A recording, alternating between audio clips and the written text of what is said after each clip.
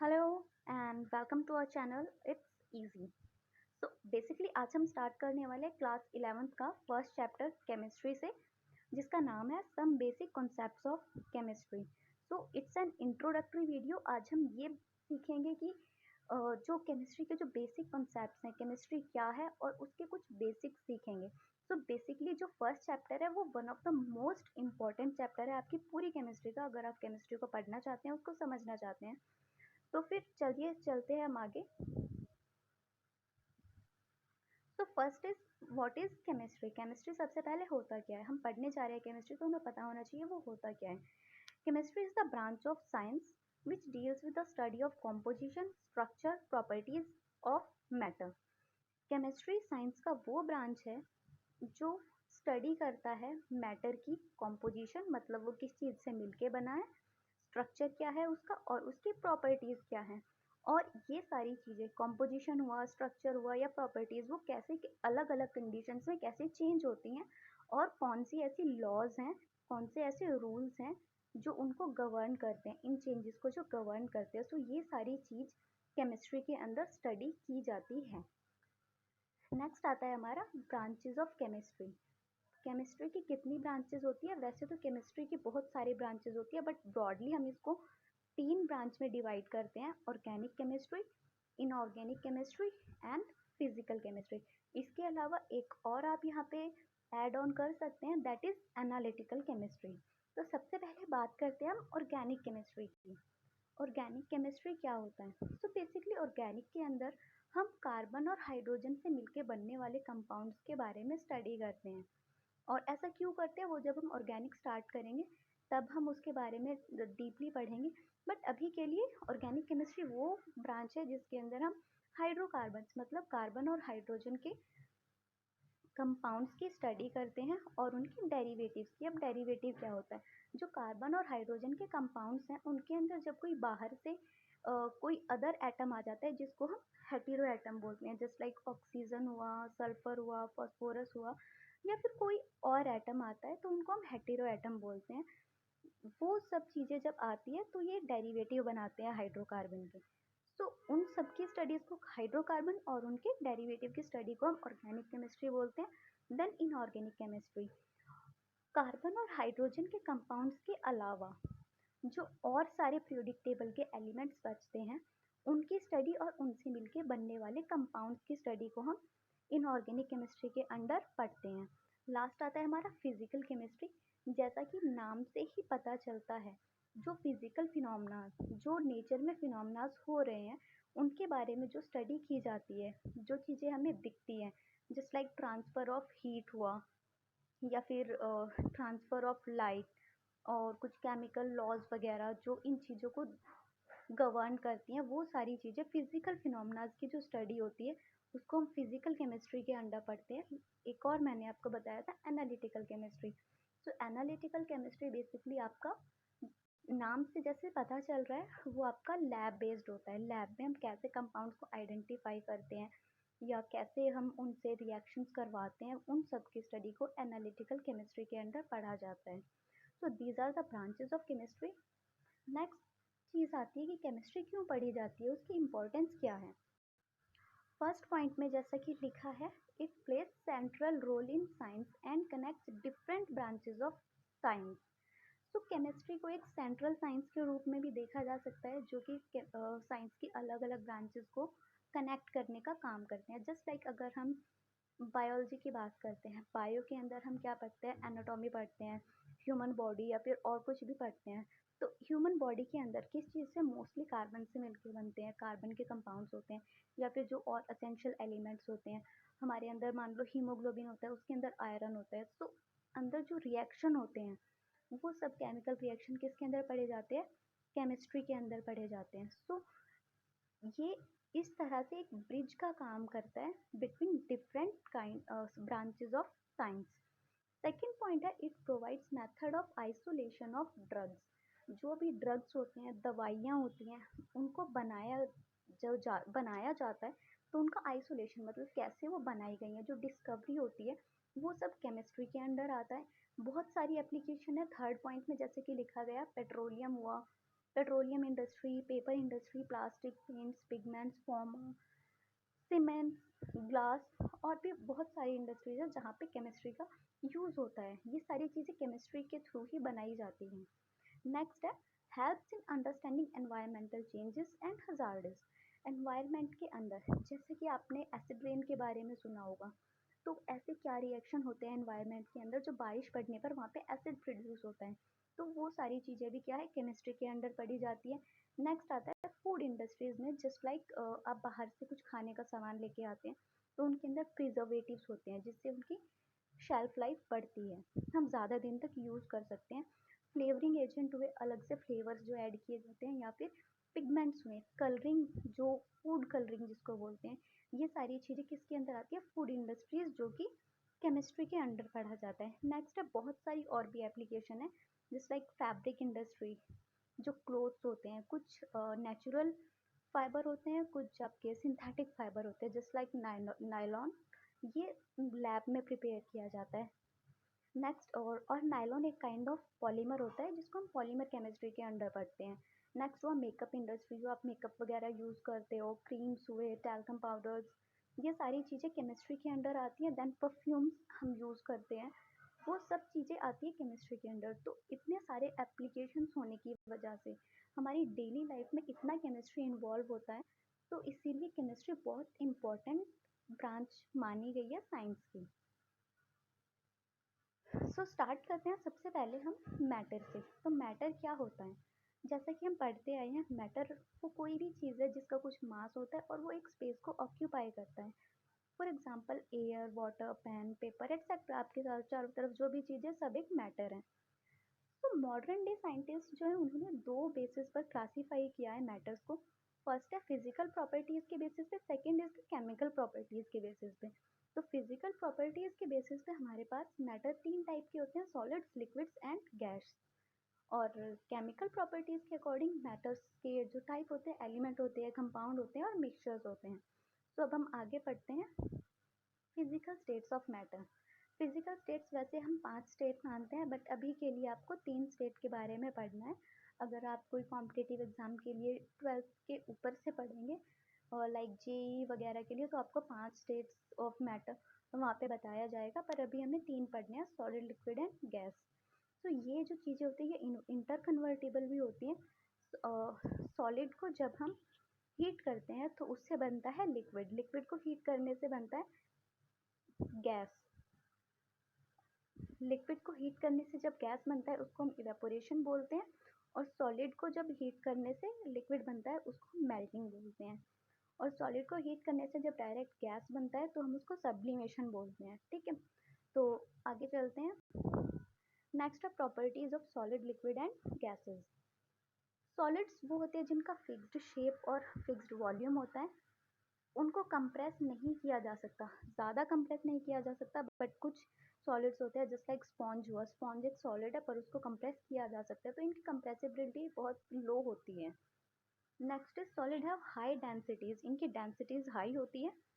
Solid do not fill their container completely, जैसे कि हमारे पास कोई भी सॉलिड होता है, हम उसको किसी कंटेनर में डालते हैं तो बीच में गैप्स रह जाते हैं, वो पूरी तरह उसको फिल नहीं कर पाता है। Next is solids do not flow, flow मतलब जो चीज़ें बहती हैं, सॉलिड्स फ्लो नहीं करते हैं। एग्जाम्पल दिया हुआ है ice, coal, wood, stone, iron etcetera. Then हम आते हैं लिक्विड पे। लिक्विड वो होते हैं जिनका फिक्स्ड वॉल्यूम होता है बट शेप उनकी फिक्स्ड नहीं होती है। Liquids can not B compressed much, liquids को भी ज़्यादा हम कंप्रेस नहीं कर सकते हैं। नेक्स्ट इज दैट लिक्विड है मॉडरेट हाई डेंसिटी, मॉडरेट से हाई मतलब वो लिक्विड टू लिक्विड डिपेंड करता है, लिक्विड्स की और भी जो इंटरनल प्रॉपर्टीज़ होती हैं उस चीज़ पे डिपेंड करता है, इंटरनल फोर्सेस पे डिपेंड करता है, तो उनकी जो डेंसिटी होती है वो कम या ज़्यादा हो जाती है। Liquids do not fill their container completely. अब यहाँ पे इसका ये मतलब है लिक्विड्स, मान लो हमारे पास 1 लीटर का कोई कंटेनर है, उसके अंदर हम आधा लीटर पानी डालेंगे तो वो आधे में ही रह जाएगा, वो कंटेनर को पूरी तरह फिल नहीं करेगा। ठीक है, तो उसका वॉल्यूम क्योंकि फिक्स होता है तो वो कंटेनर को पूरा फिल नहीं कर पाता है। नेक्स्ट है लिक्विड्स जनरली फ्लो इजीली, वो आसानी से फ्लो करते हैं। एग्जाम्पल है आपके water, milk, fruit juice, ink, petrol etcetera. Now gases, gases का ना तो फिक्स्ड शेप होता है और ना ही वॉल्यूम होता है। गैसेस कैन बी कंप्रेस्ड, क्योंकि गैसेस के मॉलिक्यूल्स बहुत ज़्यादा दूर दूर होते हैं तो उनकी कंप्रेसिबिलिटी हाई होती है, उनको ज़्यादा कंप्रेस किया जा सकता है। Gases have low densities, gases fill their container completely. अब यहाँ पे हम बोल सकते हैं हमारे पास कोई एक गैस है, उसको हम अगर एक कैन से 10 लीटर के कंटेनर में डालते हैं तो वो 10 लीटर के कंटेनर में पूरी तरह फैल जाएगी। अगर 20 लीटर के कंटेनर में डालते हैं तो 20 लीटर में पूरे में फैल जाएगी। सो इस तरह वो कंटेनर को पूरी तरह फिल कर सकती है। गैसेस फ्लो इजीली, गैसेस आराम से फ्लो करती हैं। जस्ट लाइक एग्जांपल है आपका air, oxygen, hydrogen, nitrogen, steam etcetera, बहुत सारी गैसेस हैं। नेक्स्ट आता है chemical classification of matter. Chemically matter को हमने दो पार्ट्स में डिवाइड किया है, मिक्सचर्स में और प्योर सब्सटेंसेस में। मिक्सचर्स भी हमारे पास दो टाइप के होते हैं, homogeneous and heterogeneous. Pure substance होते हैं हमारे पास दो टाइप के, एलिमेंट्स और कंपाउंड्स। तो इनके बारे में हम आगे पढ़ते हैं कि क्या होते हैं। अगर हम प्योर सब्सटेंस की बात करते हैं, pure substance are the substances that are made up of only one kind of particle. ये याद रखना, जब हम प्योर सब्सटेंसेस की बात करें तो यहाँ पे लिखा है सिर्फ एक तरह के पार्टिकल से मिलके बने होते हैं। वो पार्टिकल आपका एटम भी हो सकता है, मॉलिक्यूल भी हो सकता है। एंड हैज़ फिक्स्ड और कांस्टेंट स्ट्रक्चर, उनका स्ट्रक्चर जो होता है वो फिक्स होता है या फिर कांस्टेंट, मतलब छोटी छोटी जो यूनिट्स होती हैं, छोटी छोटी बहुत सारी सेम यूनिट मिलके पूरा स्ट्रक्चर बनाती हैं। तो ये हमारे पास दो टाइप के होते हैं, एलिमेंट्स एंड कंपाउंड्स। अगर हम एलिमेंट्स की बात करते हैं, element is a substance which is made up of only one kind of atom. Element वो सब्सटेंस होता है जो एक ही टाइप के एटम से मिलके बनता है। This is kind, KIND, kind, not kid. It is an typing error, so sorry for that. यहाँ पे काइंड होगा।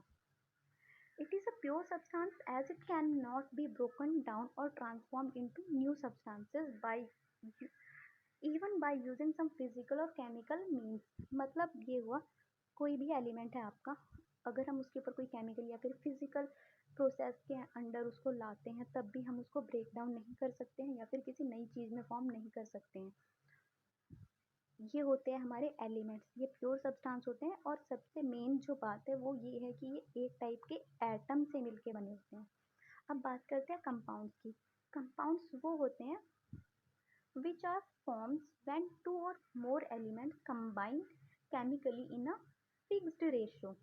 कंपाउंड्स वो सब्सटेंसेस होते हैं जब दो या दो से ज़्यादा एलिमेंट्स मिलते हैं, वो भी केमिकली और एक फिक्स्ड रेशो में। रेशो यहाँ पे फिक्स होता है तो उनको हम बोलेंगे कंपाउंड। इनको हम ब्रेक डाउन कर सकते हैं उनके कॉन्स्टिट्यूएंट एलिमेंट्स में। जस्ट लाइक वाटर, वाटर किससे मिलके बनता है, हाइड्रोजन और ऑक्सीजन से, H2O। H2O ही वाटर होता है, HO वाटर नहीं होगा, H3O वाटर नहीं होगा। तो एक फिक्स्ड जो रेशो होता है उसके अंदर ये मिलते हैं तो ही कंपाउंड बनते हैं। H2O एक वाटर का मॉलिक्यूल है, उसको हम कंपाउंड बोलेंगे। सेम कार्बन डाइऑक्साइड CO2 हुआ, तो CO2 एक फिक्स्ड रेशो है, एक C और दो ऑक्सीजन मिलके ही कार्बन डाइऑक्साइड बनाएंगे। तो जब दो एलिमेंट केमिकली कंबाइन होते हैं एक फिक्स रेशो में, उसको हम कंपाउंड बोलते हैं। नेक्स्ट आता है हमारे पास मिक्सचर्स। मिक्सचर वो होते हैं जिनके कंपोनेंट्स फिजिकली मिक्स किए जाते हैं, कोई केमिकल प्रोसेस का यूज नहीं होता। ये हमारे पास दो टाइप के होते हैं, होमोजीनियस और हेट्रोजीनियस। होमोजीनियस मिक्सचर वो होते हैं जिसके अंदर जो कंपोनेंट होते हैं या फिर जो उसके कॉम्पोजिशन होते हैं वो कम्प्लीटली मिक्स हो जाते हैं हर जगह पे। मतलब एक मिक्सचर है हमारे पास, उसके कॉम्पोजिशन यूनिफॉर्मली डिस्ट्रीब्यूटेड होंगे। फॉर एग्जाम्पल हम यहाँ पे एक एग्जाम्पल के थ्रू समझते हैं, जो शुगर का सॉल्यूशन होगा, अगर जब हम वाटर के अंदर शुगर को डालते हैं, हम सॉल्यूशन बनाते हैं, तो पानी का जो मीठा होगा वो हर हर जगह एक जैसा मीठा होगा। ये नहीं होगा कि इधर लेफ्ट साइड ज़्यादा मीठा है या राइट साइड ज़्यादा मीठा है, वो पूरा एक ही तरह का टेस्ट होगा उसका। So this is called uniformity. ठीक है, यूनिफॉर्मली डिस्ट्रीब्यूटेड होते हैं उसके कॉम्पोजिशंस। देन आता है हेट्रोजीनियस मिक्सचर। हेट्रोजीनियस मिक्सचर में जो कॉम्पोजिशंस होते हैं वो यूनिफॉर्मली डिस्ट्रीब्यूटेड नहीं होते हैं। फॉर एग्जांपल शुगर और सॉल्ट का अगर हम मिक्सचर बनाते हैं तो ऐसा हो सकता है कि शुगर के पार्टिकल्स छोटे, सॉरी सॉल्ट के पार्टिकल्स छोटे होते हैं तो सॉल्ट नीचे चला जाए, शुगर पार्टिकल ऊपर हो जाए। सो हम ऐसा बोल सकते हैं कि शुगर और सॉल्ट के मिक्सचर में कहीं पे शुगर ज़्यादा होगा, कहीं पे सॉल्ट ज़्यादा होगा, तो वो यूनिफॉर्मली डिस्ट्रीब्यूटेड नहीं होंगे। और इस टाइप के मिक्सचर्स को हम क्या बोलते हैं, हेट्रोजीनियस मिक्सचर। और मिक्सचर्स की ये बात होती है कि मिक्सचर्स में कोई फिक्स्ड रेशो नहीं होता, किसी भी रेशो में कंबाइन हो सकते हैं कॉम्पोजिशंस। मेन डिफरेंस यही है, अगर हम कंपाउंड्स की बात करते हैं तो वहाँ पे फिक्स्ड रेशो होता है और मिक्सचर्स में कोई फिक्स्ड रेशो नहीं होता। नेक्स्ट हम बात करते हैं डिफरेंस। डिफरेंस क्या होता है दोनों में, pure substances and mixtures. Pure substance की बात करते हैं तो it can not be broken down और separated into new products. Alright, मतलब ये इनको हम सब ब्रेक डाउन नहीं कर सकते हैं। मिक्सचर्स को क्या हो सकता है, हम इनको डिफरेंट सेपरेशन मेथड से अलग अलग कर सकते हैं कॉम्पोजिशंस को। प्योर सब्सटेंस में constant physical and chemical properties through out the substance, उसकी सारी की सारी जो फिजिकल और केमिकल प्रॉपर्टीज होंगी वो एक जैसी होंगी। जबकि अगर हम मिक्सचर्स की बात करते हो तो mixtures have varying physical and chemical properties, उनकी फिजिकल और केमिकल प्रॉपर्टीज वेरी कर सकते हैं। Pure substances are made up of a single element and mixtures are combination of two or more substances or elements. Next बात करते हैं हम properties of matter की। तो प्रॉपर्टीज जो होती हैं वो हम दो टाइप से पढ़ते हैं, दो कैटेगरीज में डिवाइड करते हैं, फिजिकल प्रॉपर्टीज और केमिकल प्रॉपर्टीज। फिजिकल प्रॉपर्टीज की अगर हम बात करें तो ये वो प्रॉपर्टीज होती हैं विच कैन बी मेजर्ड और ऑब्जर्व, जिनको नापा जा सकता है या फिर ऑब्जर्व किया जा सकता है विदाउट चेंजिंग द आइडेंटिटी और the composition of the substance. उसके अंदर कुछ भी चेंज नहीं किया जाए, मतलब हम किसी सब्सटेंस के अंदर कुछ चेंज नहीं करेंगे, कोई अलग से चीज़, कोई अलग से रिएक्शन नहीं करवाएंगे, उसको देख के हम उसकी जो प्रॉपर्टीज़ बता सकते हैं वो होती है हमारी फिजिकल प्रॉपर्टीज़। जैसा कि एग्जांपल में दिया गया है, कलर हुआ, ऑर्डर मतलब कि स्मेल हुआ, मेल्टिंग पॉइंट हुआ, बॉइलिंग पॉइंट हुआ, डेंसिटी हुआ। तो इनके लिए हमें कोई चेंज करने की ज़रूरत नहीं होती है उनमें, ये प्रॉपर्टीज़ हम उसको देख के बता सकते हैं। सेकंड आती है हमारी केमिकल प्रॉपर्टीज़। केमिकल प्रॉपर्टीज़ वो होती है जो हमें केमिकल चेंज, कोई केमिकल रिएक्शन करवाने से पता चलता है। जैसे कि एसिडिटी या फिर बेसिसिटी हुआ, कंबस्टिबिलिटी हुआ, कंबशन के टाइम पे कितना ऑक्सीजन देना पड़ेगा। तो ये सारी चीज़ें क्या होती है, केमिकल प्रॉपर्टीज़ होती है, जिन प्रॉपर्टीज़ को बताने के लिए हमें केमिकल रिएक्शन करवाना पड़ता है वो हमारी केमिकल प्रॉपर्टीज़ होती हैं। और फिजिकल प्रॉपर्टीज़ वो होती हैं जिनको हम ऐसे ही मेज़र कर सकते हैं। मेल्टिंग पॉइंट कितना है, हम उसको गर्म करके, कोई भी सब्सटेंस हम उसको गर्म करके देख सकते हैं वो कब मेल्ट हो रहा है, कोई हमने वहाँ पे कोई अलग से कोई केमिकल रिएक्शन नहीं करवाया है।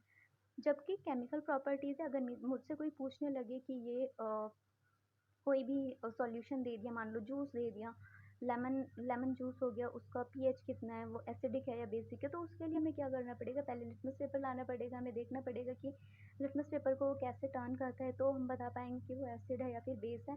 तो इसके लिए हमें कुछ ना कुछ ज़रूरत पड़ती है केमिकल रिएक्शन करवाने की। So that's it for today. आगे हम नेक्स्ट वीडियो में कंटिन्यू करेंगे ऐसा यूनिट्स के साथ और आपके जो लॉज ऑफ केमिकल कॉम्बिनेशन होते हैं। So stay tuned. Till then thank you so much for watching, and if you like the video then please do like, share and subscribe to the channel, and also share this video अगर आपको ये अच्छा लगा हो तो। and thanks for watching again, thank you।